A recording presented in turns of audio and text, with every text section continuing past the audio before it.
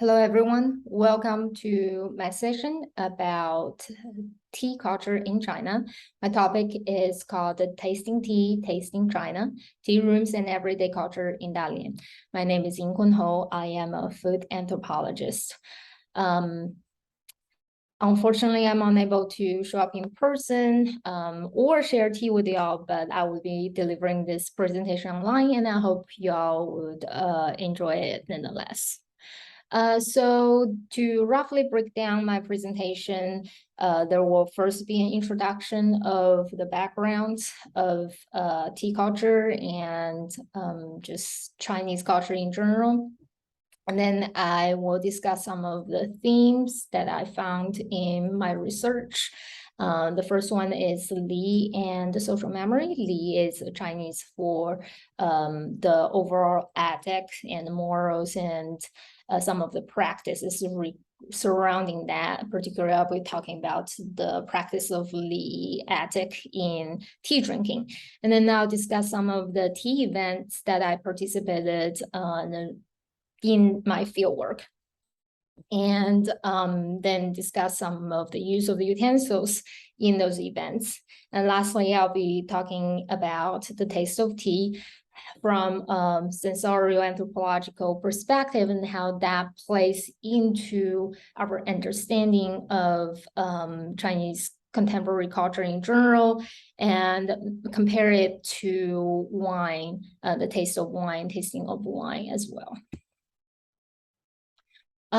First of all, as a food anthropologist, we know that food is a very important aspect of culture. And growing up in China, I also am aware of how important food is, just by living everyday life and studying history in school. So, for example, in this picture is a dim, which is a large bronze ritual tripod food vessel. It is also a symbol of the state and the sovereign of the government. So it is used in colloquial, like in everyday language, people would use ding to symbolize that. So that also shows how important food is in many different occasions throughout the history of China. And this next picture is an artifact from a tomb that is about 1,200 years old. It is from Tang Dynasty. For thousands of years, from what we know, people from different class and social background has consumed tea. Therefore, I believe tea is a good topic for us to understand China. Throughout the history, how people drink tea changed a lot. So after the fall of the last dynasty, China was shifting to a more modern social structure, but tea drinking continued, even though maybe in a different form. People may be dressed differently, but still people from a different background can drink tea and talk to other people in the community in tea houses, whether you're middle class people or you are poor people who can't afford to go to a fancy tea house but drink tea in the open air. Nonetheless, it is very much part of people's everyday experience, and it's really important to connecting with other people as well. So here are some of the things throughout Chinese, just my history of being Chinese growing up drinking tea. So when I was younger, my grandpa drinks tea from this type of enameled mug, and you just add tea leaves in and you pour hot water in it. And doesn't matter however long it is in there. And as a kid, nobody would say, oh, there's so much caffeine, and nobody talks about it. I just drink tea all the time. So I'm used to like the bitterness of it. And this is a fancier modern, more current way of drinking tea. you add tea leaves in it, which we use this all the time. You add tea leaves in this upper part, and then you add hot water to it. And once it boils, infuses for several seconds, depending on how long you want it there, you push the button and the water will come out. And people also use this type of kettle to make sure they're at the right temperature. You don't always want it at boiling point. Also in journal stores, supermarkets, you will find the tea bags just like you would in Walmart here. But you will also find all types of large selection of tea flavored drinks. So for people who are really hardcore about tea, this may not be something very desirable, but nonetheless, it reflects how prevalent tea drinking and tea culture is in China. And this I would call as a minimal tea drinking. It's barely encapsulates the whole picture of tea drinking, but it's tea related nonetheless. And throughout the cultural products in China, you would constantly see tea drinking is associated with more of a traditional value in China too. And very briefly, this is the city that I grew up in and where I did my field work. It's called Dalian. It's a rather new, young city as compared to the rest of the Chinese city. It used to be just a fishing village, and Russia and Japan both had occupied it for some part of the 18th to 20th century and built the infrastructure, the roads and the squares in the city. And particularly this part is the more urban part of Dalian. And these are some of the scenes just to give you a general idea. The city has a 6 million population, and people love soccer there. Lots of very high-rise buildings, and many of the tea studio, tea rooms happens in the shopping centers, like a really prosperous part of the China. Of that city.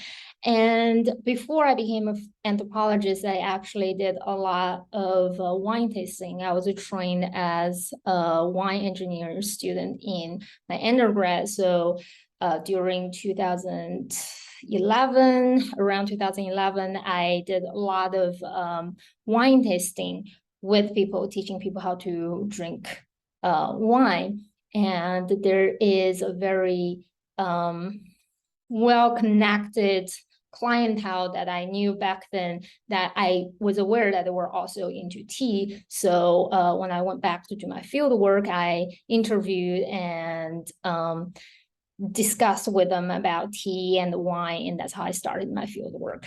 Here are some pictures of me, my mom, my husband, and a friend were drinking tea. He brought $1,000 wine, and we also drink the tea, and my mom made food. And this is part of the everydayness of the field work and what I'm studying. And here are pictures of just some of the tea people have in their office and just randomly laying around in a storage box. And these are all different type of tea, and of course you have really different utensils and devices of drinking tea as well. So I went to some of in September 2018, I went to a big expo that happened in my city, and there were many different brands here, and I'm going to show you a clip about how it looks like there. So you can see it's a very large area where tea producers from all different regions can come to promote tea and just make people aware of their brand and the aesthetics. And I was definitely a at-home anthropologist. And when I asked people some really, they consider the very entry-level questions about tea, I feel sometimes people didn't want to talk to me. It feels like what's kind of strange. But nonetheless, I managed to start some initial contacts with people here and started to do my field work. This is another really short clip about the events there. You can see this one in particular is called 流觞曲水, which is a winding water drinking kind of event that has at least 1,000 years of history. People used to do it when they were going out for gatherings. But of course, they did it with wine back then. But in this particular event, they had coffee and tea. It was a rather novel event, but you can see the effort of people trying to respond to some of the curiosities of people have and desires of wanting to drink coffee, which coffee culture has entered China for a while, even earlier than wine. But then as well, kind of drawing on the tradition, history of tea drinking in China to make this event. And I call this more of a performative tea drinking. And it's actually quite fascinating to be in those events. And so in my field work, I took pictures, videos, I recorded my interviews with people, and I also follow people up on social media, kind of stalking them on social media, and join different group chats where tea enthusiasts will be talking about tea and posting about tea. So some of the materials, thanks to these people, or actually the pictures I'm showing, videos showing here from those people. And I also participated into making tea, into infusing tea like some of the tea owners would. And I've gained quite a bit of knowledge, but I am not a tea expert. Nonetheless, I spend a lot of time in tea rooms, immerse myself in this, the physical engagement with the materiality and the sensoriality of everyday life, as well as drinking a lot of tea myself. So I would go into the next part, would be talking about some of the findings I have. So in this part, Li and social memory, I'll be talking about the ethic of tea, the ritual of tea, and the online tea courses for children, very briefly. So tea is the drinking of tea in people's mind. When I interview them, people who are more into tea, they believe it is a civilizing process. And during COVID, people couldn't really send their kids to these courses, but they would do online tea courses, which I helped to transcribe some of the audios one teacher did.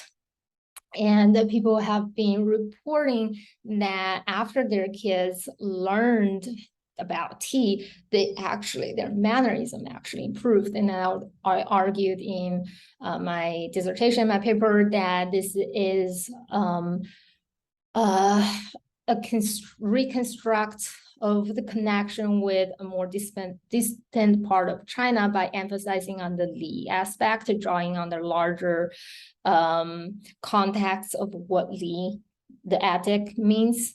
But then by practicing it with tea, kids develop this habitual body practice, or what Paul Connaughton calls a sediment, and they could be incorporated through everyday life, and therefore make kids more effectively connect to tea and develop this effective disposition over time, and that's incorporated into their everyday bodily practice.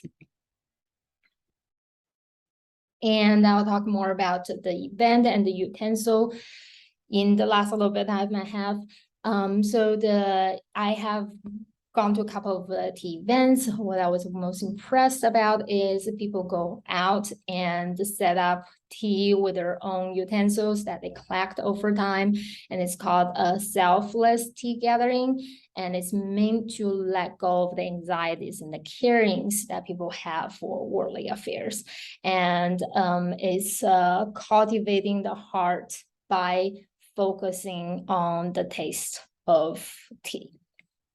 So I was actually very impressed of how this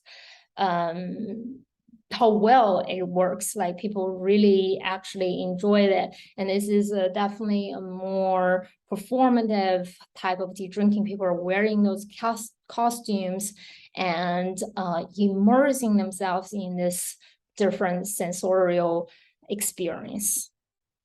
And people would like actually use a fire there to boil tea, which is not very common. People don't go camping all the time in China in the city because there's limited space and it's very difficult, unlike in America.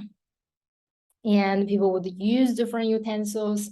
Like in this particular picture, she is rinsing out the tea, and there's a particular flow to it. That's what I tried to learn when I was learning all those classes. You would rinse out the cups with the first infused tea we call pao, and then you would dump it out and clean it. And of course we can, I did it some myself. It's actually a really difficult practice. So even the kids, like we saw in the video earlier, sometimes probably do better than me. It's very much habitual bodily practice. There's also less performative tea drinking happens in the tea room. These are some of the pictures that I take. This is more stationary. You can lay it out more. But like there's a dry style to the left and the wet style to the right where you drain the water. So I'll be talking the last part in the last little bit. Hopefully I can finish. Of the taste of the tea. So I participated in some of the tasting classes in tea, and I was trained as a wine taster. So I would compare some of that. So these are the tasting booths in wine in my college when I was taking the wine tasting classes. The idea is that you try to eliminate all the distractions and standardize the experience, kind of decontextualize the surroundings. And then there are aroma wheels and like we call it the aroma noses. Like you can train yourself to be familiar with all types of different smells and therefore have a more of an objectified evaluation of the taste. And this is a wine tasting that I went to in 2018 while I was in the field. I personally had a lot of experience in that, but the one to the left is I found online is what a similar, more objectified version of tea tasting would be, but actually I didn't have a lot of experience in that. And in the tea classes that I went to, there is a little bit of standardization, but so by showing people what the tea leaves are like setting them next to each other, the dry ones, and after you infuse them, the teacher would make tea and pour it out, and we'll share each from the same fair cup, which is a cup that she poured the tea in, and then we'll evaluate it, but it's nothing as intensely objectified as the wine tasting. But a lot of people here, they actually wanted to, they were actually young women who were younger than me, were my age, and drinking tea to them is a way of expressing and cultivate their individualized consumption desire. And some want to start their own business, and they also are very interested in wine. And many people actually are both interested in wine and tea, and some express some frustration of how the tea classes are not as easy to understand, easy to follow. It's kind of abstract. Like sometimes people say that sea of tea, which literally means the air of tea. So it's a little too vague, and it's not very friendly toward new learners, and as compared to a more standardized dahua in wine tasting and the GI system and the clearly designed curriculum that costs thousands of dollars to learn about wine in the wine courses. But then here are some of the ones that people came up to kind of correspond with wine about describing the taste of tea. And I have helped to organize an event in the tea room to drink tea as well as tasting wine. And all this experience is actually very synthetic aspects of the taste. And by looking at how it connects to taste, I attempt to discuss some of the cultural significance of these practices. Like in Chinese, particularly, to describe the taste is wei. People talk about the wei of tea, which is not just the gustorial taste on the tongue, which is emphasized a lot when we're taking wine classes, but it's an overall kind of experience with the taste and the smell, and you could argue with even other sensory experience too. And then there's also yun, which is even more abstract. So it's similar to the traditional Chinese medicine. It's more of an overall feeling and bodily sensation. So throughout this presentation, I discussed some of the everydayness of the tea drinking and some of the performative aspect of tea drinking. And I briefly discussed the taste of a tea. And I will just summarize here. I think the tea drinking practice in China is full of complexity and contradictory. I can't really explain what even I learned, which is not the whole picture of the practice and the culture in 20 minutes video presentation. And I hope this will just give you a taste of how people in their everyday life try to reconcile with some of the anxieties they have in their everyday life and some of the response to the desire of looking at the West and reconnecting with the Chinese past. And I hope you can reach out to me if you have any questions. Thank you very much.